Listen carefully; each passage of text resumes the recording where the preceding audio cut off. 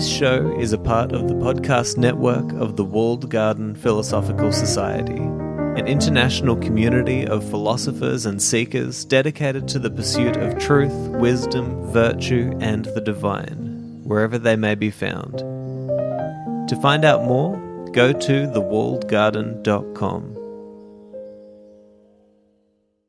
Hello and welcome to another episode of Soul Searching with Seneca.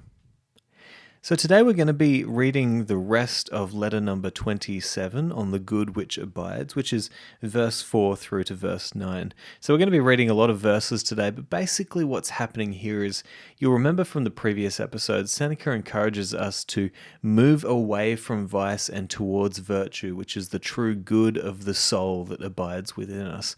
And so now he's going to go on to say, basically, this is something that you cannot leave to other people. You cannot outsource this task of seeking this good which will abide, this joy that will abide, and so you're going to have to walk this alone. You're going to have to get in and get dirty.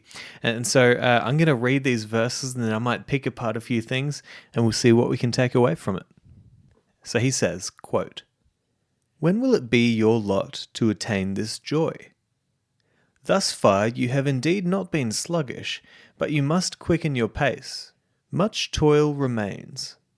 To confront it, you must yourself lavish all your waking hours and all your efforts, if you wish the result to be accomplished. This matter cannot be delegated to someone else. The other kind of literary activity admits of outside assistance. Within our own time there was a certain rich man named Lucius Sabinus. He had the bank account and the brains of a freedman. I never saw a man whose good fortune was a greater offence against propriety. His memory was so faulty that he would sometimes forget the name of Ulysses or Achilles or Priam, names which we know as well as we know those of our attendants. No major domo in his dotage, who cannot give men their right names, but is compelled to invent names for them.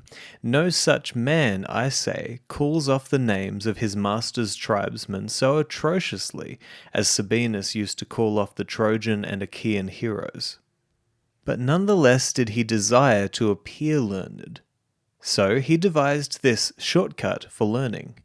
He paid fabulous prices for slaves, one to know Homer by heart, and another to know Hesiod. He also delegated a special slave to each of the 9 lyric poets. You need not wonder that he paid high prices for these slaves. If he did not find them ready to hand, he had them made to order. After collecting this retinue, he began to make life miserable for his guests. He would keep these fellows at the foot of his couch, and ask them from time to time for verses which he might repeat, and then frequently break down in the middle of a word. Satellius Quadratus, a feeder and consequently a fawner upon adle-pated millionaires, and also, for this quality goes without the other two, a flouter of them, suggested to Sabinus that he should have philologists to gather up the bits. Sabinus remarked that each slave cost him 100,000 sesterces. Satellius remarked, "You might have bought as many bookcases for a smaller sum." But Sabinus held to the opinion that what any member of his household knew, he himself also knew. This same Satellius began to advise Sabinus to take wrestling lessons. Sticky, pale, and thin as he was, Sabinus answered, "How can I? I can scarcely stay alive now." "Don't say that, I implore you," replied the other. "Consider how many perfectly healthy slaves you have." No man is able to borrow or buy a sound mind. In fact, as it seems to me, even if sound minds were for sale, they would not find buyers. Depraved minds, however, are bought and sold every day. End quote. Okay, so let's take a quick dive into what Seneca is telling us in these few verses. Obviously, he starts out by saying, when are you going to go after this true joy? This true joy, as I said, is this virtue of the soul, moving away from vice and towards virtue. And he says that you cannot just outsource this. It's not something that other people can do for you. You have to do it yourself. You have to put in the hours. You have to dedicate yourself to this task of philosophy, right? The love of wisdom, the seeking of wisdom. And so Seneca goes on to tell us this story about Sabinus, right? Who is this very wealthy man. He comes along and he says, I want to have this wisdom and this understanding. I want to know the great poetry. And so he goes and hires these slaves. Sorry, hires, that's the wrong way to put it. Buys them, right? Different time. So he buys these slaves and gets them to learn Homer and all of these lyric poets and then basically just has them by his side at all times. And I love the fact that Seneca makes the point to say that he made life for his guests miserable, right? Because what could be more horrifying than going to a dinner party and just having this person sitting there with all these slaves around him, calling upon them to basically speak into his ear what he should be reciting? Nothing could be worse. And so, he's this guy who's really quite repulsive, you might say, and you don't really want to be around this kind of person because he has this really false belief that, if anybody in his household knows something, then that belongs to him. That's his knowledge as well. And so Seneca actually uses this story to then demonstrate a point to us, which is that essentially access to information, access to all of these great books and poetry and wisdom is not the same as knowing it in your heart, as actually having, internal access to it, of actually having knowledge. And the way that he demonstrates this is he continues in the story by telling us about Setelius, who comes over to visit Sabinus, and Setelius basically says, hey, you should go off and you should, you should do this wrestling.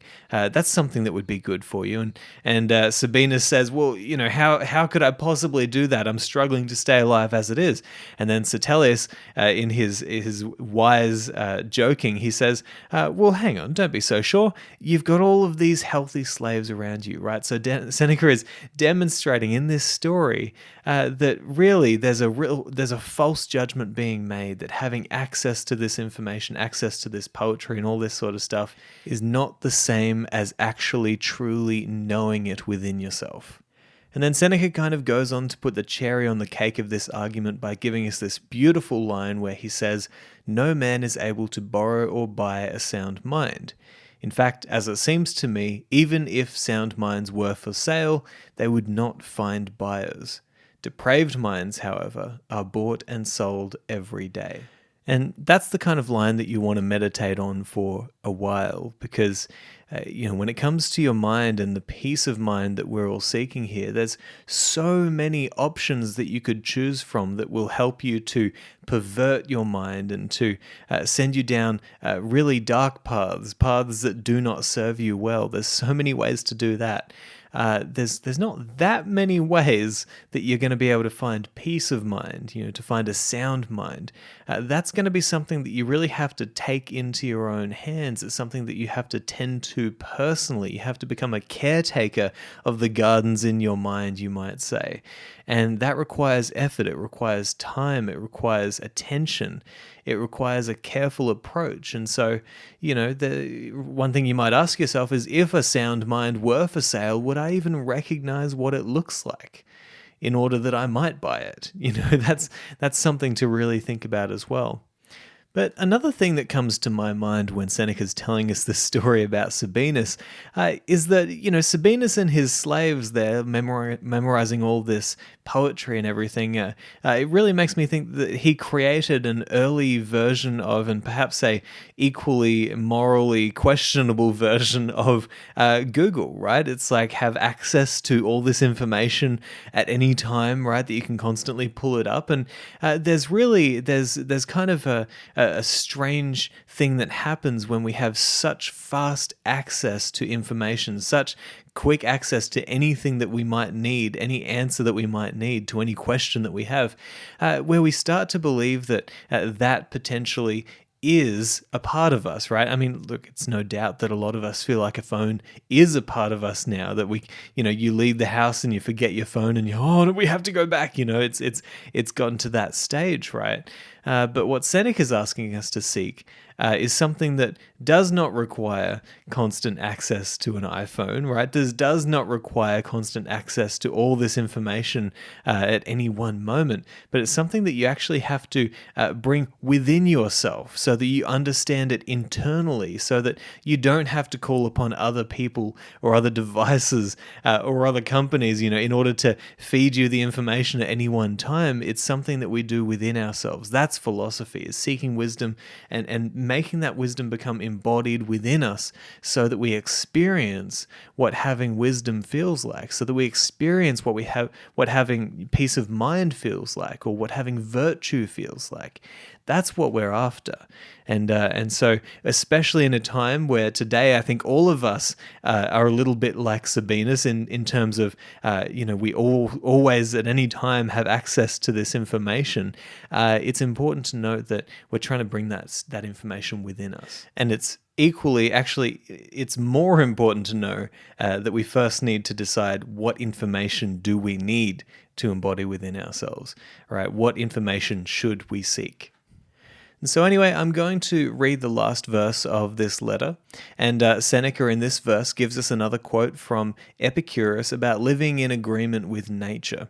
And so I'm not going to comment too much on this, just because we've talked about this sort of stuff very, very often in this show. But nonetheless, I'm going to read it for you now. He says, quote, "But let me pay off my debt and say farewell. Real wealth is poverty adjusted to the law of nature."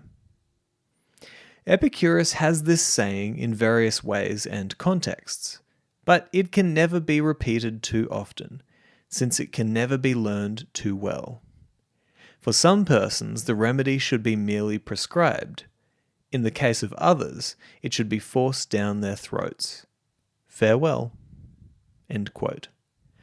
Okay, so as I said, this is an idea that Seneca has often brought to us in his letters, and now we know why, because this is an idea that Seneca believes we cannot hear too often. It's this idea that true wealth is going to be living in agreement with nature's laws and needing only what nature requires us to have, or what nature gives to us, and not needing the other things that we kind of add on top of that that only serve to complicate our lives. And so I get the sense here that, obviously we know that Seneca is writing these letters really to himself and solving his own issues and really trying to wrestle with these problems for himself. And so you get the sense from this last little verse that Seneca is saying to himself, hey, listen, get this idea into your head. Epicurus obviously has some genius in what he's saying here. He has some wisdom in what he is trying to get across to us. So he's saying, I really need to hear this, and I'm going to write this down as often as I can.